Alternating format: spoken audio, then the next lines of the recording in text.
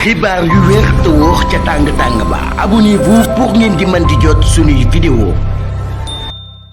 mbégteeg bànneex la ñuy am ci ànd bi ak Buzz 221 HD ni ñu koy defee saa su ne rek di leen indil li nga xam ne nag moom moo di ay xibaar la ca gën a fees. xalifa général des mourides Serigne Mountakha Mbacké Al Bachir gën naa yeesalaat ndénkaan li nga xam ne nag defoon na ko teg ko ci loxoy Baye Fall yi nga xam ne nag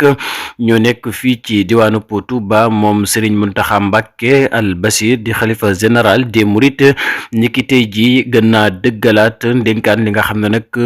joxoon na ko li la Baye Fall yi mu di sàmm li nga xam ne nag moom moo di wër may dëkk bi lépp loo xam ne nag dañu koy aay ci dëkk bi bu ñu gisee ku koy def nag nañu taxaw wax ak moom waaye itam laa biire ko kon nag moom Serigne Mountakha Mbacké dafa gën a dëgëraatal ay kàddoom ya nga xam ne nag joxoon na ko ñile di Baye Fall yi waaye itam di leen xamal ne nag ñoom ñooñee daal ñu neex a waxal lan ñoom Baye Fall yi ci jamono bi nga xam ne nag lenn ci askanu Touba ña ngay ŋàññi doxinu ñi nga xam ne nag ñoom ñoo di Baye Fall yi ndax jàpp nañ ne tere ya nga xam ne nag Serigne Mountakha wax na leen ko ñoom Baye Fall yi yemuñ ci woon benn yoon ci boobee jamono nag kii di xalifa général des mourides Serigne Mountakha Mbacké gën a dëgëraatal li nga xam ne nag moom moo di ay kàddoom waaye itam gën a defaat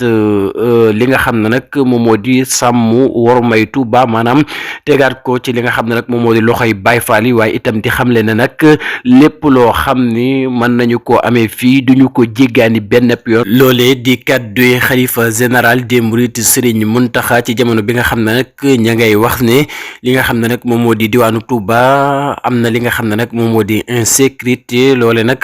moom Serigne Mountakha Mbacké daal insécurité bi nga xam ne nag am na ci diwaanu Touba ñemu ca wóolu du kenn ku dul ñi nga xam ne nag ñoom ñoo di Baye Fall yi ñu sàmm li nga xam ne nag moom moo di wor may dëkk bi lépp loo xam ne nag dañu ko fi tere ñu daal di koy aaye waaye itam def ko ci yar ak teggin ak waxtaan ak laa biire